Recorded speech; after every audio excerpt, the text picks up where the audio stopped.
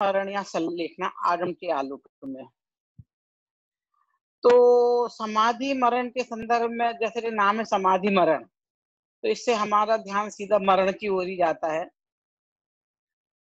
और समाधि मरण क्या है, संलेखना क्या है, इसके संदर्भ में और हमारे आधुनिक ज़माने में हमारे मन में इसके सामने क्या भ्रम खड़े हुए हैं, इसको इस पुस्तक में बहुत अच्छे से बताया गया है कि क्या सही चीज़ है और क्या हमारे भ्रम हैं। तो एक तो इस बात की ओर इन्होंने ध्यान आकर्षित किया कि समाधि में जीवन होना चाहिए। जिनका समाधि में जीवन होता है, उनका मरण भी समाधि का होता है। और इसीलिए इसे समाधि मरण कहा जाता है। और ये हम देखते भी हैं कि हमारी पूरी लाइफ माइंडसेट से चलती है, हमारे माइंडसेट से। कुछ चीज़ों के प्रति हमारे निर्णय पहले से हमारे दिमाग में सेट होते हैं। अचानक कोई घटना घटती है तो फिर हमारे निर्णय उसके अनुकूल ही होते हैं। फिर तुरंत हम कुछ सोचने की पोज़ीशन में नहीं होते कि एकदम से हम कुछ सोच समझ सकें। पर पहले से जो हमारा सोचा हुआ, चिंतन किया हुआ विषय होता है, उससे ही हम निर्णय ले लेते हैं। तो यदि हम अ, हमारे जीवन में पूरे टाइम में हमने समाधि के संबंध कुछ सोचा नहीं, सुना नहीं और अंतिम समय में हम समाधि मरण लें, तो ऐसा संभव नहीं है। जो हमने सोचा समझा है वही हमें याद आता है, रहता है। तो इसमें स्टार्टिंग में 3 तरह की बात बताई कि समाधि का मतलब क्या है, मरण क्या है, समाधि को स्पष्ट स्वरूप स्पष्ट किया है, मरण का स्वरूप स्पष्ट किया है और संलेखना का स्वरूप स्पष्ट किया है। और ये दो समाधि मरण बोलो या संलेखना एंड और वाला नहीं है, अथवा वाला है ये। तो हमें जैसे समाधि है तो 3 तरह की चीजें होती हैं, आदि, व्याधि, उपाधि और समाधि। आदि बोलते हैं मानसिक दुखों को, जो कि आपने पढ़ा हुआ है ना, सम्यक दर्शन प्राप्त करने आदि व्याधि का नाम नहीं है उसमें। व्याधि बोलते हैं शारीरिक कष्टों को, हमें शरीर में जो तकलीफ होती है उन्हें। उपाधि बोला है कि बाहर से संयुक्त उपद्रव आ जाते हैं, जैसे सुनामी आ गया, भूकंप आ गया या मुनिराजों के ऊपर उत्सर्ग हुए हैं उनको। और जो है, इन तीनों से रहित आत्म स्वभाव में समा जाने को समाधि कहते हैं।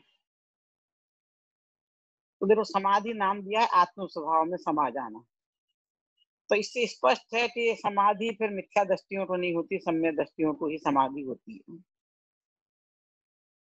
यथा योग्य गृहस्थ भी अपने अनुकूल कर सकते हैं, पर मैंने सम्यक दृष्टि जो श्रावक है उनकी ही होती है। इससे ये पहले जो सेंटेंस है, एक प्रश्न मेरे पास आया भी था कि आत्म स्वभाव में समा जाना समाधि है। अब ये आप अंडरलाइन करते रहिए तो समाधि किसे कहते हैं, 4 ऑप्शन में एमसीक्यू आता है ना, वैसा प्रश्न बन जाएगा। आत्म स्वभाव में बीच बीच में हर जगह जगह अलग अलग एंगल से अलग समाधि की डेफिनेशन दी है। तो पहले डेफिनेशन आप यहाँ पे पॉइंट लगा लीजिए, समाधि कहते हैं, 1 नंबर इधर आ गया। ऐसे जहां जहां भी आपको ये मिलेगा आप वहां देख जाइए, एमसीक्यू में ये आ सकता है।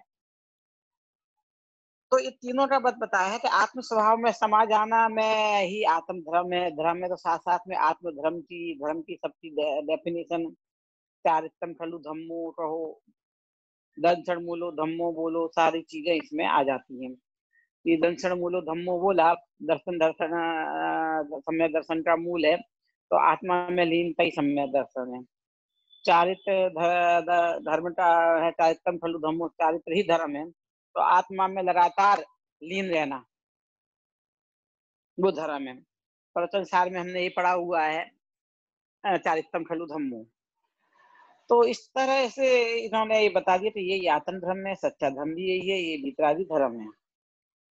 तो फिर मरण किसे कहते हैं, मरण जी समाधि की डेफिनेशन हो गई। अब मरण किसे कहते हैं। ऐसे तो हम सब जानते हैं कि शरीर का वियोग होना, ये खाली शरीर का ही वियोग है, शरीर का छूटने का हमें दुख है। हमारा तो जब वृद्धावस्था होके गए हैं तो जीर्णशीर्ण शरीर हो गए और शरीर से मुक्ति चाहते ही हैं। जब बहुत ज्यादा मतलब बीमारियों की तकलीफ होती है तो बोले शरीर से ही नहीं है, बाकी जितने भी संयोग पूरे जीवन भर हमने अपने लिए जुटाए हैं, तो हमने हमारा एक एक संयोग का वियोग होता है तो हमें दुख होता है।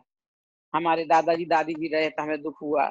मैं अनेकों के माता पिता भी चले गए होंगे, पर मैं माता पिता की चर्चा नहीं कर रही, अनेकों के रहे भी है। दादा दादी या नेटवर्क विद्यमान होंगे, पर दादा दादी तो और दादा के टीवी पे सब पे चले गए, उनकी चर्चा करो जो सब पे चले गए हैं। पर जिन्हें हमने देखा नहीं, हमें दुख नहीं हुआ। दादा दादी के साथ हम थोड़े से रहे हैं तो हमें दुख हुआ। अरे दादा दादी और जीवित में 1900 की बात जाने दो। हम घर में नए गाड़ी लेके आए।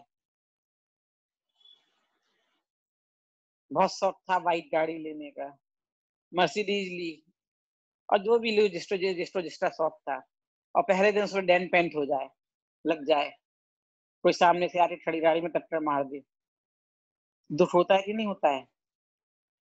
गाड़ी गई नहीं है, छूटी नहीं है, बस थोड़ा-सा स्क्रैच आया है। सामने वाला आके टकराया, उसे चोट लगी, उसका दुःख नहीं हुआ। और गाड़ी चोरी हो जाए, चली जाए। यानी हम घर में कोई चीज़ लाते हैं और वो तुरंत ही तुरंत हमसे चोरी हो जाती है, कुछ हो जाता है तो हमें उसका तकलीफ होती है, दुःख होता है। एक-एक संयोग का वियोग होता है तो हमें तकलीफ होती है, अच्छे संयोगों का वियोग। तो जिन संयोगों को, जिन चीज़ों को हमने जीवन भर एकत्रित किया है, वो सारे संयोग, एक संयोग जाने का हमें इतना दुःख होता है, तो सारे संयोग एक साथ जाएँगे, उन्हें हम छोड़ना नहीं चाहते हैं, खून-पसीने की कमाई है, इतना बड़ा घर हमने तैयार किया है। तो सब संयोगों का एक साथ वियोग होने का नाम मरण है। तो मरण किसे कहा गया है, इसकी डेफिनेशन, देह का छोड़ना, एक भाव से दूसरे भाव में जाना, वो तो वियोग है ही, मरण है ही। वर्तमान भाव को समस्त संयोगों का एक साथ वियोग भी मरण है। ये दोनों डेफिनेशन इसमें दिए, फिल इन द ब्लैंक्स में भी इस तरह के और एमसीक्यू में भी आ सकते हैं। तो इस तरह से इन्होंने इसमें बता दिया है। इसलिए जब हम संयोगों का वियोग हो और उसमें हमें समता भाव रहे, उसका नाम समाधि है। ये बात बता रहे हैं कि हम संयोगों का वियोग होता है तो उसमें दुखी होते हैं। सब संयोगों का वियोग होता रहे, हम ज्ञाता दृष्टा बने, जानते देखते रहे, हमें तकलीफ ना हो, तो उसका नाम है समाधि है। तो सम्यक दृष्टि श्रद्धा की अपेक्षा ऐसा समाधि में रहता है। तो श्रद्धा की अपेक्षा से सदा समाधि में ही रहते हैं कौन? ज्ञानी जन। ज्ञानी जन मतलब सम्यक दृष्टि जन। ये पहले पेज पर लास्ट लाइन से बात हुई। पहला पेज मतलब 5वां पेज था इसका, अब 6ठा पेज। देखिए समाधि की बात फिर से वही जैसे दूसरे में आ गई कि चाहे परिणाम स्वयं का हो, चेंज हमारी लाइफ में चेंजेस होते रहते हैं। तो चाहे स्वयं का हो या पर का हो या पूरे जगत का हो, उसमें सभी चेंजेस के प्रति हमें समता भाव रखना है। वो समाधि है। मैं कहा था ना समाधि की ऐसी अलग-अलग एंगल से डेफिनेशन आई है, दूसरी आ रही, तीसरी आ रही कि जो परिणमन हो रहा है, चेंजेस हो रहे हैं, उसमें कोई चीज़ अच्छी होना, कोई बुरी होना, इष्ट और अनिष्ट बुद्धि होना ही समाधि है। ये तो सारी जो डेफिनेशन को मिला के हमें एक साथ एक जगह लिख लेना है और समाधि की डेफिनेशन हमको एक साथ तैयार कर दें कि समाधि के बारे में क्या-क्या एंगल दिए हैं और कौन-कौन सी चीज़ें सिमिलर है और कौन-कौन सी में थोड़ा-थोड़ा फ़र्क है, वो हमको देखना पड़ेगा।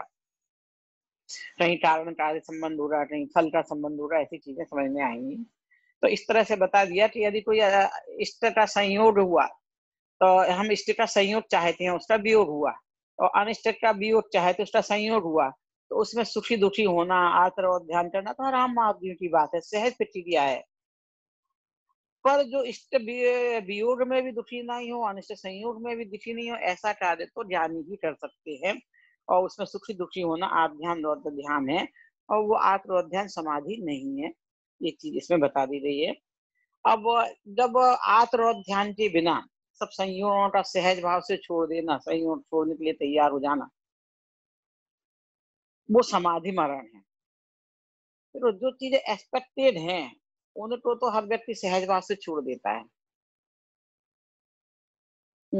जैसे कि पहले जमाने थे ना, जब यहाँ पे इंडिया में हर साल कांग्रेस जीतती रही, इंदिरा गांधी वर्षों से जीतती रही चुनाव में।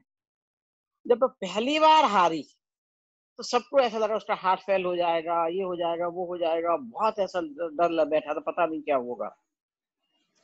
पर जब उसने सहजभाव से स्वीकार कर लिया, सहज से गया, तो उसके बाद से लोगों का माइंडसेट हो गया हारने के लिए ही।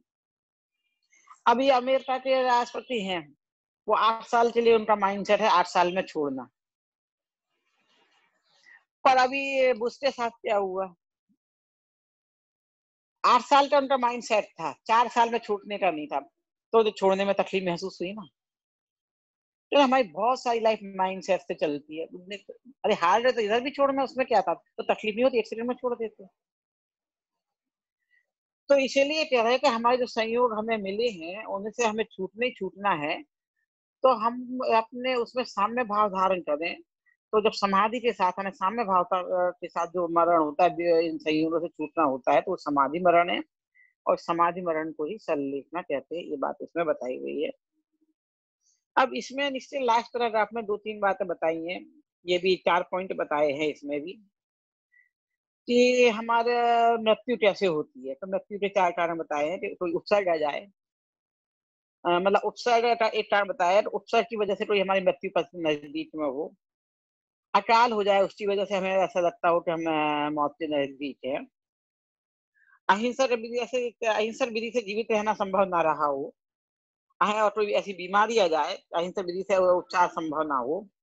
तो इस तरह से यदि पोजीशन हमारे साथ बनती है, तो हमें जहाँ अनिवार्य हमें मृत्यु नजर आती हो, तो उस समय में समाधि मरण संलिप्तना ले लेनी चाहिए। इसमें एक बात और बता दूं, कि सामने हमारा शेर आया, तो हमें तो लगा, बीमारी आई और हमें लगा, कोविड हो गया, कोरोना हो गया, हमें लगा कि अब तो हम जाने वाले हैं। तो हर व्यक्ति तो नहीं जाता उससे। शेर चला गया शांति से, आपने शांति धारण की तो आपने समाधि मरण ले लिया, पर उपसर्ग दूर हो जाता तो उसके बाद आप वापस आ सकते हैं। ऐसा नहीं है कि फिर उसके बाद आपको समाधि लेना कंपलसरी हो जाएगी। फिर समाधि ऐसी होती है, जब तक ये उपसर्ग है इससे में निकल गया तो ठीक है, नहीं तो नहीं सही। तो ऐसा नहीं है कि लाइफ में एक ही बार समाधि मरण लिया जाता हो। कोई उपसर्ग आया, समाधि मरण अपने संलेखना ले ली कि भाई इस उपसर्ग से फ्री होऊंगा, तब तक मैं अन्न जल ग्रहण नहीं करूंगा। निकल गया तो फिर ग्रहण करना शुरू हो जाता है। तो इन्होंने इसके ये 4 कारण बताए हैं इसमें, कि किस तरह का पोजीशन बनती है उस समय। मतलब कोई ये, जैसे कि हम समुद्र के बीच में जा रहे हैं और जहाज में बैठे हैं और जहाज टूट जाए, तो हमारे पास आ जाएगा ना, और हमने समाधि मरण ले लिया, और बाई द वे किसी का हमें साधन मिला, हम बच भी जाएं। तो इस तरह की इन्होंने सब सारी बीमारी वाले सब बताइए, और उनकी सशर्त बताया गया। ये 4 कारण है। उपसर्ग आ जाए तो मृत्यु से निकट हो, ध्रुव अकाल पड़े और शुद्ध सात्विक विधि से जीना मुश्किल हो जाए। देखो सब जगह शुद्ध सात्विक विधि अहिंसक विधि बताई है, ये कंपलसरी है, ये नहीं कि कैसे भी हो, किसी को मार कर जीकर भी हमें बचना है, वो चीजें हम नहीं बताई है। और इसके पश्चात हाँ, 7 नंबर पेज पर आ जाते हैं, कि हमें यदि ये उपसर्ग आ गए हैं, बीमारी आ रही, तो हमें क्या करना चाहिए। बीमारी आते साथ हमको संलिप्तना ले लेनी चाहिए, ले नो, ऐसा नहीं है। जो बीमारी आई है, उपसर्ग आया, पहले हमें उससे दूर करने का प्रयास करना चाहिए, बचने का कोशिश करना चाहिए। और सबसे पहले हम उससे सबका बीमारी तो बीमारी का प्रतिकार करें, उपसर्ग हो तो वो करें, सब करें। फिर जहां प्रतिकार संभव ना हो, बचना संभव ना हो, सारे उपकार के बाद भी लास्ट तब संलेखना ली जाती है। उससे पहले संलेखन नहीं ली जाती है। और संलेखना लेने में कषायों को भी कष्ट दिया जाता है और शरीर को भी कष्ट दिया। सिर्फ शरीर का ही नहीं है, कषायों को कष्ट करने पर ज्यादा जोर दिया गया है। कषायों को विवेक पूर्वक मंद करते हुए हमें शरीर को कष्ट दिया जाता है। अंदर से कषायों को कष्ट नहीं करें, अंदर से कषाय भर ही रहे, और बाहर से हम ऊपर से ओढ़ ले, ऐसा बात नहीं होना चाहिए। हमने खाना छोड़ा, किसी ने अनुकूलता देखी, हमें गुस्सा बहुत आ रहा है, तो ये सब चीजें करते हुए वो संलेखना नहीं है। शरीर का लंघन कह देते हैं, शरीर को सुखाना हो गया है, वो संलेखना नहीं है, यदि कषाय में कमी नहीं हुई है। तो इसमें खास बात बताइए कि हमारे जो करना है, हमें इलाज करना है, उपचार करना है, प्रतिकार करना है, अपनी मर्यादा के भीतर करना है, मर्यादा के बाहर नहीं करना है। और मर्यादा के भीतर प्रतिकार करने और प्रतिकार करना संभव ना हो तो शांत परिणामों से देह का त्याग करें। इस तरह की बातें आई हैं। मुख्य बिंदु इसमें यही चीज आ रही है। अब आप अपने पेज दिन की जो समरी है, अब आप कर लीजिए। तो आप ऐसे करीब-करीब सब में ही पूरी तो इसी बात को अलग-अलग एंगल से इसमें हाइलाइट किया गया है। और इसमें बिल्कुल बहुत साफ-साफ तौर पे कह दिया गया है कि बिल्कुल भी जब भी ज़रा भी जीने की गुंजाइश है, तब तक संलेखना नहीं ली जाती है। और पानी से छोड़ने की ओर विशेष ध्यान दिया है। पानी एकदम से नहीं छोड़ना चाहिए, जब तक पानी भी अंत समय में सबसे लास्ट में ही छोड़ना चाहिए। और धीरे-धीरे हमारे शरीर ऐसा हो जाता है कि शरीर स्वीकार नहीं करता है। जैसे किसी को डायबिटीज हुई, तो उससे बॉडी शरीर को स्वीकार नहीं कर रही है नमक, चीनी खाना। और आप चीनी खाते रहो तो बीमार होती रहती है। बीपी हाई है तो कहते हैं अब नमक मत खाओ, नमक ज़रूरत नहीं है। डॉक्टर्स भी कहते हैं कि आपकी बॉडी को ज़रूरत ही नहीं है। जितना ज़्यादा आप खाते-पीते हो, आप एक्स्ट्रा उसमें डालते रहते हो। तो जो बॉडी से जिसको नीड नहीं है, वो आप ज़बरदस्ती उसमें नहीं डालिए। इस बात की उन्होंने विशेष कहा है, और जो नीड है, वो चीज़ों पे जल्दी-जल्दी इसका बंद नहीं करना चाहिए। अब आप इसमें से कोई डाउट हो तो मेरे से पूछ लेना। एक बार अपनी समरी का बताइए। जय जिनेंद्र।